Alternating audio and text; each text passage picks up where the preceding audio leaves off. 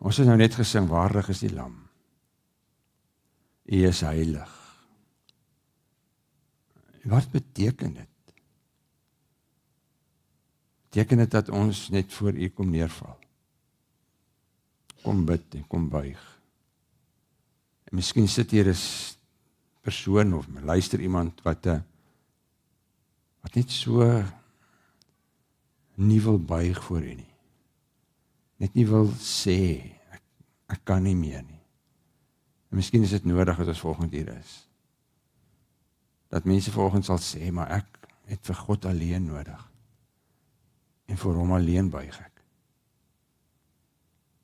Help vir my om hierdie woord oor te dra en help vir ons wat moet luister daarna. Maak ons ontvanklik. Geef ons 'n leerbare gees. Help vir ons daarmee in Jesus se naam. Amen. So ons het nou Kolossense deurgewerk die tweede kwartaal en die groot tema van Kolossense was dat Christus het ons gekies, hy het ons eenkant neergesit, hy het ons syne gemaak en dan het hy ons innig lief. Maar een van die groot prentjies ook van Openbaring, van Kolossense was dat God is volledig God, of Jesus is volledig God gewees, wat die volheid van God gewys het. Nou gaan ek so 'n bietjie gesels oor die mensheid van God, want hy was, van Jesus, want hy was volledig mens ook gewees. Hy was op die aarde gewees, hy het beleef wat julle beleef op die aarde. Hy het mense geken wat hom in die rug gesteek het. Hy het mense gekry wat hom sleg gesê het. Hy het hartseer beleef, hy het siekte beleef, hy het gesien hoe van sy vriende doodgaan. So hy het beleef wat julle beleef. Hy het ook moeg geword, hy het kwaad geword 1 of 2 keer. Hy het geslaap, hy het geëet, hy is versoek. So hy is volledig mens, maar hy is volledig God. En vanoggend se storie gaan so 'n demonstrasie wees van die volledige mensheid van hom, maar die volledige godheid van hom op aarde. So kom ek lees vir julle Markus se storie. Jesus het daarna met die skuit teruggevaar oorkant toe. Ek sal nou vir julle verduidelik hoe hy het baie daai dag met die bootjie gery. En toe hy nog daar by die see was, het 'n groot menigte om hom saamgedrom. Een van die raadslede van die sinagoge, 'n man met die naam van Jairus, kom toe daaraan. En net toe hy vir Jesus sien, val hy op sy knieë voor hom en smeek hom dringend: "My dogtertjie lê op haar uiterste, kom lê tog u hande op haar, sodat sy gesond kan word en lewe." En hy het saam met hom gegaan. 'n Groot menigte het agter hom aangegaan en hulle het hom van al die kante af teen hom gedruk. En daar was ook 'n vrou wat al 12 jaar lank aan bloedvloeiing gely het. Sy het al baie gely onder die behandeling van talle dokters en alles wat sy gehad het daaraan bestee. Sy het egter geen baat daarbey gevind nie, haar toestand het eerder vererger. En sy het toe van Jesus gehoor en in die gedrang nader gekom en van agteraf aan sy klere geraak, want sy het gedink, as ek maar net aan sy klere kan raak, sal ek gesond word. En dadelik het die bron van haar bloedvloeiing opgedroog en sy kon aan haar liggaam agterkom dat sy van haar kwaal ontslae was. Jesus het ook self onmiddellik geweet dat daar van hom krag uitgegaan het. En hy het hom in sy gedrang omgedraai en gevra: "Wie het aan my klere geraak?" Sy disippels het hom geantwoord: "U sien tog dat die mense van alle kante af teen u druk, en dan vra u nog, wie het aan my geraak?" Hy het rondom hom gekyk om te sien wie dit gedoen het, en die vrou het geskrik en gestaan en bewe, want sy het besef wat met haar gebeur het. Sy het toe voor hom op haar knieë kom val en vir hom haar hele geskiedenis vertel. Daarna sê hy vir haar: "Dogter, jou geloof het jou gered. Gaan in vrede en wees voorgoed van jou kwaal genees." En terwyl Jesus nog met die vrou praat, kom daar mense van die raadslid van die sinagoge se huis af en sê vir hom: "U dogter het gesterwe. Waarom val u nog ons leermeester lastig?" Ek gaan net eers hier stop. Want die preek is 2 weke lank. En so die res van die preek is volgende week. So as jy nou terugvlieg Suid-Afrika toe, moet julle maar weer terugvlieg van Brisbane af, en waar ook al julle bly, en julle wat ergens kyk, julle sal maar weer kyk, want dis waar die preek stop, want daar is nog 'n groot deel waarvan ons moet praat, maar daar's 'n klompie rolspelers hier, so julle het nou agtergekom, is 'n storie hierdie, wat vertel met 'n klomp goed wat gebeur, En soos toe ons die wonderwerke gedoen het, het ek gesê, daar's altyd 'n setting, dis wat agter die skerms gebeur, maar hier's 'n rolspeler, dis Jesus. Ons leer van Jairus, ons leer van 'n vrou wat se naam ons nie ken nie, wat aan bloedvloeiing gelei het. Ons leer van Jairus se dogter, hier's disippels en 'n skare mense gewees. So die setting van die storie moet julle eintlik gaan lees by die huis, maar dit begin by hoofstuk 4. Hoofstuk 4, ek het gesê, hulle het baie rondgevaar daai dag. Dit was 'n verskriklike besige dag. Jesus is ergens in Kapernaum besig om mense te leer, en dan besluit hulle in die middag, so laatmiddag, hulle gaan oorvaar na die oorkant toe. Nou die oorkant was die stede wat hulle genoem het Decapolis, met anders 10 stede wat aan die oorkant was, en is meestal Romeine en Grieke wat daar gebly het, min Jode. So Jesus vir een of ander rede besluit, ons gaan soontoe vaar. En dan kom hulle daar aan, en dan ontmoet hulle nou op pad soontoe, op pad soontoe slaap hy. Dis sy menslikheid. Hy het 'n harde oggend gehad, baie mense genees, en hy's moeg, en dan raak hy nie slaap op die boot, en dan bars hierdie storm op die see uit. En dan ken julle die storie, dan hulle maak vir Jesus wakker, hulle sê, hoor, jy moet nou wakker word, jy sit in slaap, maar ons is besig om te vergaan. En dan doen hy die eerste groot ding van sy goddelike krag. Hy staan op en hy bestraf die storm, en die storm raak stil. En hy bewys dat sy goddelike krag is oor al die natuurkragte. En dan sy disippels wat saam met hom loop, is verstom. En hulle sê, maar wie is hierdie man? Asof hulle nie weet wie hy is nie. En dan land hulle aan die ander kant, en dan antwoord iemand op die kant, wie hierdie Jesus is. Want aan die oorkant ontmoet hulle 'n man met die naam van Legio, wat demonies besete is. En hy sê sy naam is Legio, want daar's baie in my, sê hy. En hy antwoord, wie is hierdie Jesus? Hoor wat sê hy? Hy het Jesus al van ver af gesien en nader gehardloop, en hy het voor hom neergeval en hard geskree, wat het u met my te doen? Jesus, seun van God, die Allerhoogste. So die duiwels erken dat Jesus is die seun van God, die Allerhoogste. Sy eie disippels weet nie wie hy is, hulle sê, wie is hierdie ou? En dan bewys hy sy tweede goddelike mag. Hy verdryf die demone uit Legio uit, en Legio kom vry, en daardie bewys hy dat hy die mag het oor elke bose mag. En miskien is dit waar jy volgens sit. Miskien is jy ergens in 'n boosheid vasgevang. Miskien 'n binding. Miskien het jy ergens vir die duiwel 'n mag gegee. Miskien het jy ergens toegelaat dat jy ver van die Here af gekom het. Dan weet dit vanoggend.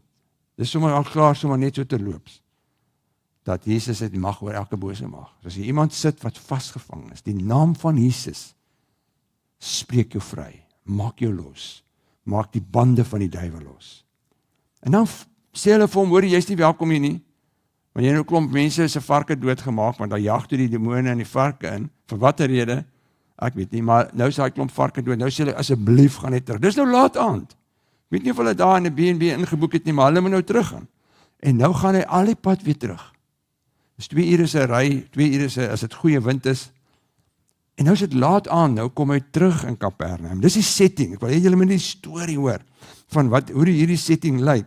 Nou kom hy terug en hier wag 'n klomp mense vir hom. Nou hoe hulle geweet het hy is op pad terug, weet ek nie, maar hulle sê daar's 'n klomp skare mense wat vir hom wag, en veral 2 persone wag vir hom. Jairus en 'n vrou. Nou die eerste persoon wat Jesus ontmoet, daar is Jairus. Nou hulle sê, een van die raadslede van die sinagoge, en ons gaan volgende week oor hom praat, een van die raadslede van die sinagoge, 'n man met die naam Jairus, kom toe daaraan. Net toe hy vir Jesus sien, val hy op sy knieë voor hom en smeek hom dringend, my dogtertjie lê op haar uiterste, kom lê tog jy hande op haar, sodat sy gesond kan word. Nou, die Griekse taal help ons eintlik om te verduidelik wie was hierdie ou. Daar staan aan die Griek, hy was die archisynagogus. Met ander woorde is die ou wat die ruler van die sinagoge was. It was his duty to select the readers or teachers in the synagogue, to examine the discourses of the public speakers, and to see that all things were done with decency and accordance with the ancestral usage. So hy het daar gekom, die mense wat moes kom lees, hy het alles gereël. Hulle die Afrikaans sê hy was die Engels praat van, hy was een van die rulers van die sinagoge gewees in Kapernaum. Nou die interessante ding wat jy nou agterkom as jy nou die storie lees, hier staan Jairus, een van die rulers van die sinagoge, een van die leiers van die sinagoge, een van die mynmanne van die dorp, en 'n vrou wat totaal onrein is. Want as sy in hierdie bloedvloeiing gelei het, dan sou sy nie rein gewees het nie. En 10 sou hulle uit die sinagoge uit verban het. Hier staan, dis net God wat so sê en kan skryf. Dit moet julle raak sien, dis al klare wonderwerk, dat die twee uiterste teenoorgestelde van mense, staan en wag vir Jesus. En dan gebeur dit, miskien ek net eers sê van die dorpie, Kapernaum, hulle sê in daai tyd was omtrent 1500 inwoners. So moenie dink, as hulle sê die massas het gedruk, Jesus het verskriklik ver gehad om te loop nie. Ek het vir julle 'n prentjie hierso van hoe Kapernaum vandag lyk, maar julle kan rondom sien, daar was 'n klomp nog steeds ruïnes. Nou daar waar die dak op is waar Petrus sy huis is, en dan net agter is die sinagoge. Nou ons was die voorreg gewees om daar by daai sinagoge te staan. Nou onder, dit is die boonste vlak, dis nou al oor jare gebou, is daar nog steeds tekens van waar Jesus was toe die sinagoge was. Nou die volgende prentjie sê julle help, maar dis 'n voorstelling van hoe dit gelyk het in Jesus se tyd. So as jy nou net dink vir 'n oomblik dat toe Jesus daar kom, het hulle dadelik vir hom gesê, hoor jy, ons moet daar na die sinagoge toe gaan, of na waar die Jairus gebly het, daar baie naby.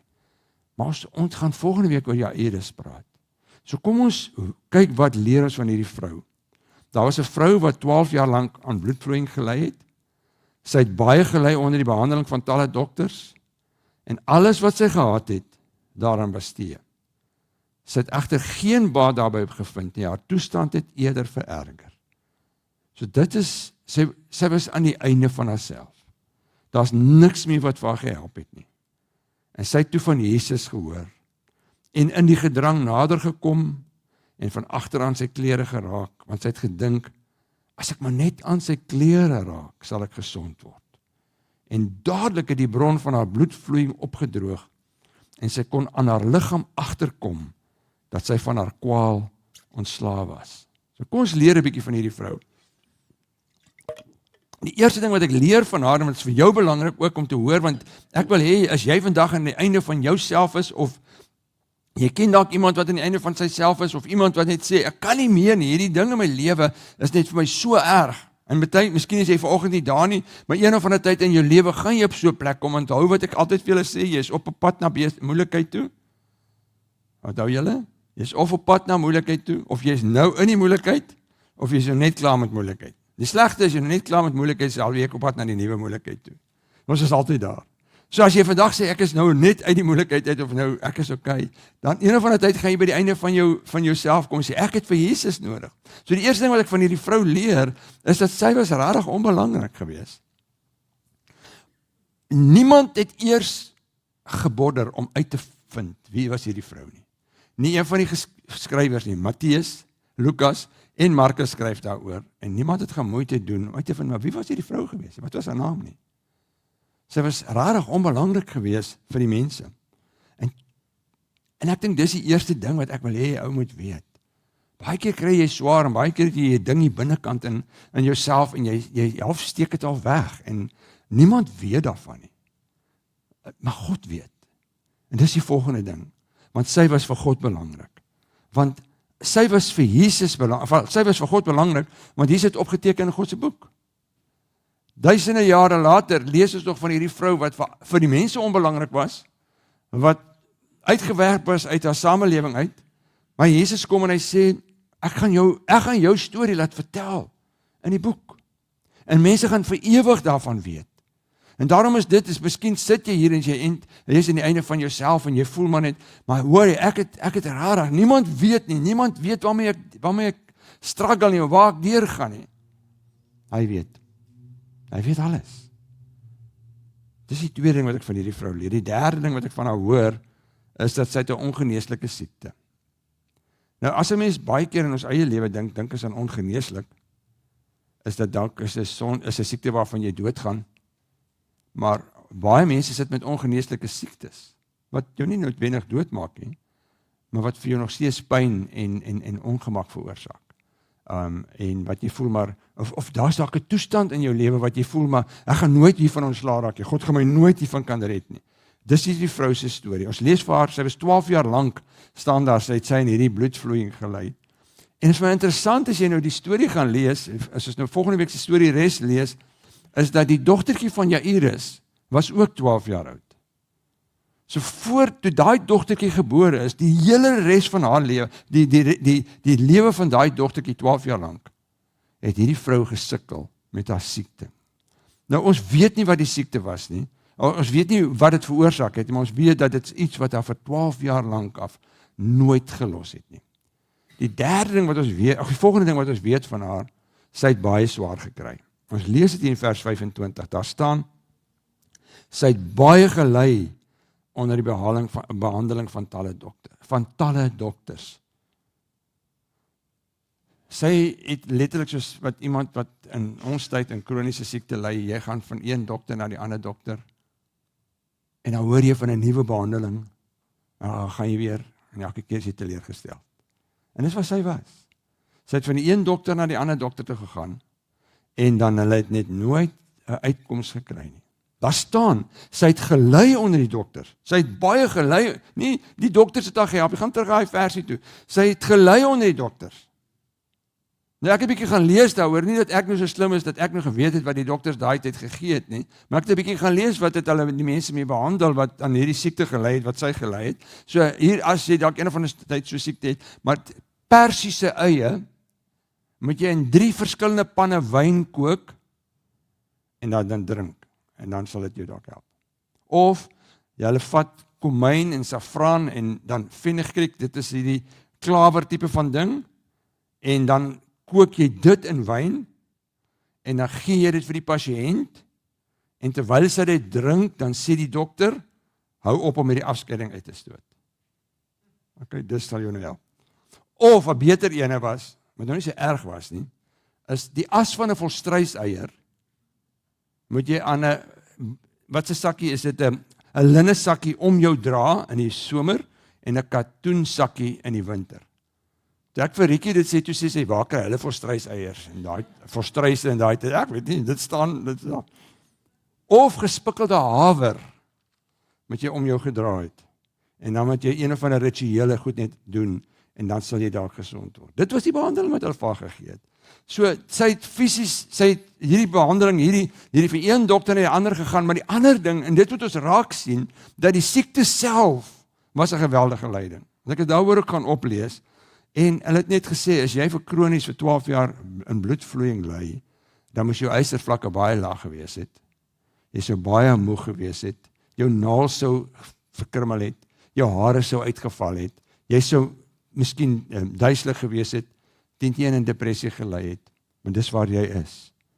Sy kon nouliks meer gefunksioneer het, ons lees dit nie hier nie, maar as te ware of sy hier kom, en sy met haar moegheid, tussen hierdie mense, by Jesus moes uitkom. Dis wat sy was. En dan was sy bankrot.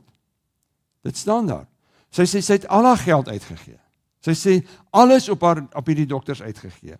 Nou, dit sê nie daar in die Bybel nie, maar as jy agter die skerms lees, 10-1 was sy nie getroud gewees nie, want in daai opset sou sy dalk nie kon 'n man kry nie, maar want daar staan nie, sy het al haar man se geld uitgegee nie, sy het al haar geld uitgegee, sy het letterlik niks meer oor gehad nie. En dan natuurlik was sy onrein. Deel van hulle seremonie, Joodse gebruike, sou sy onrein beskou gewees het. En 10-1 het sy uit die sinagoge geban. Sy kon glad nie in die samelewing verskyn het nie, want as 'n mens aan haar sou raak, dan is daai persoon ook onrein. Sy het op 'n stoel gesit, dan is die stoel onrein. Sy was totaal uitgestoot uit die samelewing. En dan het sy een ding gehad, wat ons almal moet hê, en dit was geloof. Sy het geloof gehad. Want ten spyte van alles wat sy probeer het sy gehoor van Jesus. Hoor wat staan hier. Sy het van Jesus gehoor, en in die gedrang nader gekom, en van agteraf aan sy klere geraak, Want sy het gedink, as ek maar net aan sy klere raak, sal ek gesond word. Nou, die Bybel sê nie hoe sy van Jesus gehoor nie, maar die punt, toe sy van Jesus hoor, het sy iets gedoen. En dit het die draaipunt vir haar gebring. Ek wil hê jy moet dit hoor. Jesus is altyd die draaipunt in mense se lewe. Enige persoon wat na Jesus toe kom en geloof, het maak nie saak met wat dit is nie. Dit kan met jou ongeloof wees, dit kan met jou ongeredheid na hom toe kom, jy kan met jou sonde na hom toe kom, met 'n toestand, met 'n siekte. Dis die draaipunt. Dis die draaipunt van almal se lewe. Is Jesus, as jy in geloof na hom kom. En dis wat sy doen. Sy's vasgevang in hierdie siekte. En dit is asof sy brand daarna om by Jesus uit te kom. En ek weet nie wat sit jou situasie nie. Miskien is jy vasgevang vir jare in 'n ding in en jy sê net ek kan nie uitkom nie, of jy het al soveel raad probeer inwin of soveel geld spandeer op hierdie goed. En miskien sit mense vandag at the end of their rope, ek weet nie. Dan is dit goed dat jy na Jesus toe sal kom. En ons weet baie keer gaan God nie daai siekte genees soos wat jy wil nie. Maar ons weet hy sal daar wees in alles. Die ding wat van die vrou uitstaan vir my is haar geloof. Dis die ding wat bo alles uitstaan. Want wat maak sy? Sy sê, as ek tog net aan sy klere kan raak. En die klede wat hy gedra het, sulke tosseltjies aangehad, en elke tosseltjie het iets beteken, ek sê nie dat dit iets vir haar beteken nie, maar sy het net so, en ek kan my sien, waar is die tosseltjie van 'n mens se klere? Dis die onder, dis nie asof sy moes eintlik op die vloer gaan, om met daai klere van hom uit te kom, terwyl die mense hier om haar druk, sê ek gaan net by sy klere uitkom. En dis 'n stap van geloof. En dis die verskriklik belangrike ding vir my en vir jou ook. In alles wat ons doen in Christus, in ons lewe, het ons vir Christus nodig en dit is 'n stap van geloof nodig. En dis wat sy geneem het. En die stap van geloof is dood eenvoudig om te sê, ek is aan die einde van myself. Ek het nie 'n oplossing vir hierdie ding nie. Dit kan 'n klein dingetjie wees dalk, dit kan 'n groot ding wees. Kan 'n lewensveranderende ding wees, dit kan 'n siekte wees, dit kan 'n toestand wees. Maar as jy vanoggend sal sê, of jy in jou lewe sal sê, Jesus, ek kry swaar, ek het hierdie ding, help my. Weet jy wat? Dis oombliklik, want daar staan dadelik is hy genees. En dit beteken nie, jou siekte is dadelik genees, in ons geval kan dit dadelik wees, maar dit is ten minste te sê, ek is nou by Jesus. So kom ons trek nou Jesus in hierdie prentjie in. En dadelik het die bron van haar bloedvloeiing opgedroog, en sy kon aan haar liggaam agterkom dat sy van haar kwaal ontslae was. Jesus het ook self onmiddellik geweet dat daar van haar krag uitgegaan het, en hy het hom in die gedrang omgedraai en gevra, wie het aan my klere geraak? Sy disippels het hom geantwoord, u sien tog dat die mense van alle kante af teen u druk, en dan vra u nog, wie het aan my geraak? En hy het rondom hom gekyk om te sien wie het dit gedoen. Die vrou het geskrik en gestaan en bewe, want sy het besef wat met haar gebeur het. Sy het toe voor hom op haar knieë geval en haar die hele geskiedenis vir hom vertel. En sy het nie in sy oor gefluister nie. Almal het dit gehoor. En daarna het hy vir haar gesê, dogter, jou geloof het jou gered. Gaan in vrede, wees vergoed van jou kwaal genees. En hier's Jesus, die hoofrolspeler. Ons het nou alles geleer van hom, van haar, maar hier skielik kom hy, en dit is die derde keer, hierdie selfde dag, wat hy sy goddelike krag vertoon, deur te sê, ek is die God van die natuur, ek is die God oor die demoniese magte, ek is ook die God wat die krag het oor julle lewe, siekte, dood, enigiets wat in jou lewe gebeur. En die feit dat, dit is eintlik so 'n mooi storie, want die feit dat daar krag uit Jesus uitgegaan het, demonstreer nie dat hy nie geweet het nie. Dit is nie asof hy nie geweet het hierdie vrou gaan omvat, hy is God. Hy het presies geweet wat gaan gebeur, want hy is God. Maar die rede hoekom hy stop, hy kon net aangegaan het en gesê, okay, iemand is nou net genees. En hy kon later vir sy disippels sê, hoor jy, ek het daar tussen die skare geloop, en ek weet, daar is 'n vrou wat in bloedvloeiing gelei het, sy het aan my geraak, sy is genees. Maar hy doen dit nie. Hy stop, want dis die volgende stap in geloof. Hy maak dat sy in die openbaar moet getuig. maar ek is genees. Jesus het my geraak. Ek dink dis waar hy jou ook wil hê, my ook wil hê. Want ons is nie geheime agente nie. God het nie geheime agente. En as jy in Jesus glo, dis dit iets wat jy oorgetuig in die openbaar. En die ding wat vir my tref van hierdie hele verhaal is die krag van Jesus. Daar staan, dat krag van my af uitgegaan. En gebruik hy die woordjie in die Grieks, is die woordjie dynamis. En ek het al vir julle gesê, dis waar ons woord dynamiet vandaan kom. Nou dynamiet, een van die eienskappe van dynamiet is dis nogal veranderend. Draai om. Vanmiddag by die huis, sê jy sien. Dis wat hy doen. Dynamietkrag. Die situasie van jou kan vandag daaier wees, dat jy kan sê, ek gaan nooit hier uitkom nie. Die situasie gaan nooit verander nie. Maar die dynamietkrag van God verander mense se lewens. Nou, ek weet nie, die storie is vir my net amazing van Jesus.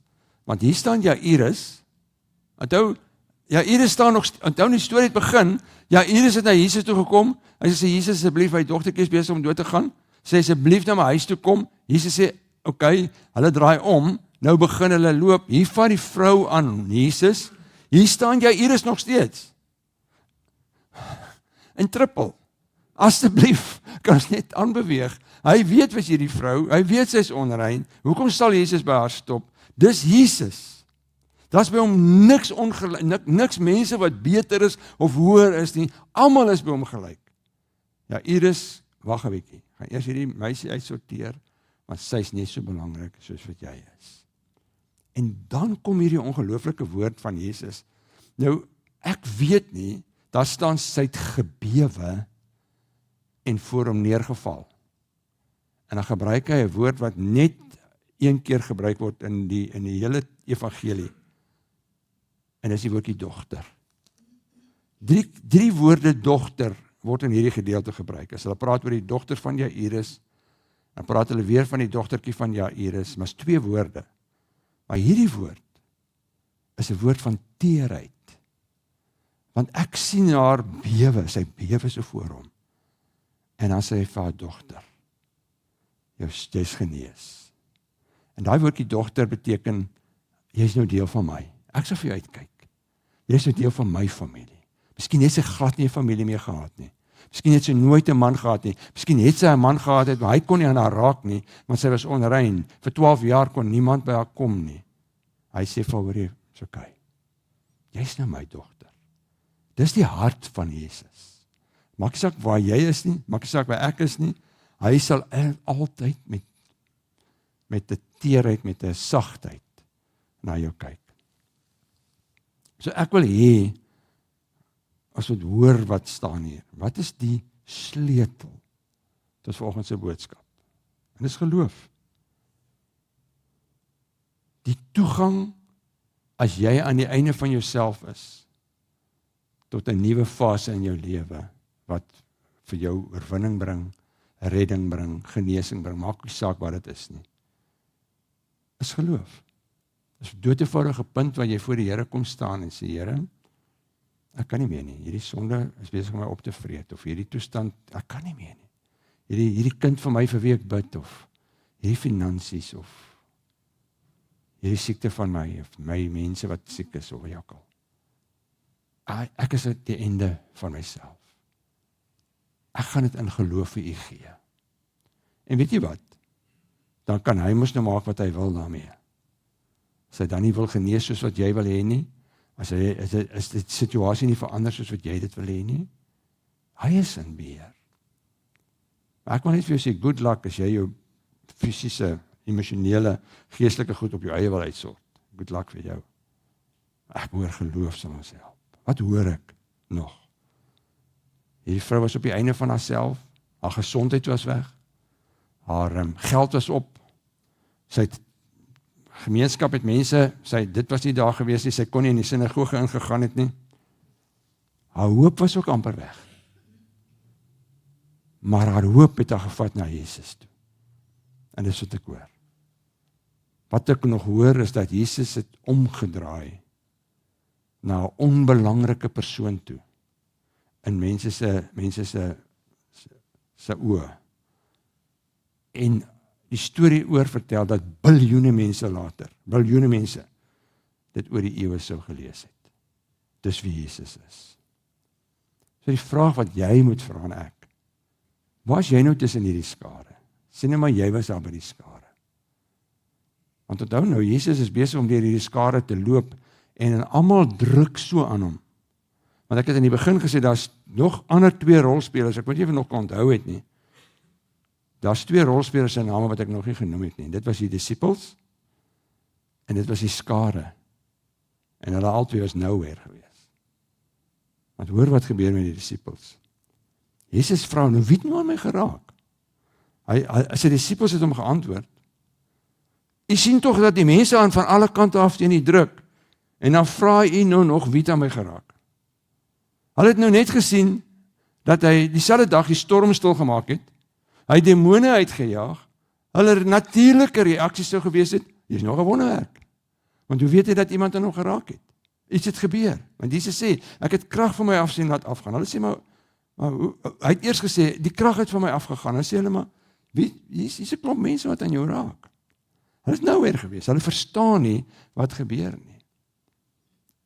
En dan was die skare daar wat aan hom geraak het. En nie een van die skare wat aan hom geraak het, het uitgeroep, o, ek is ook genees nie. En dis waar jy ook kan wees.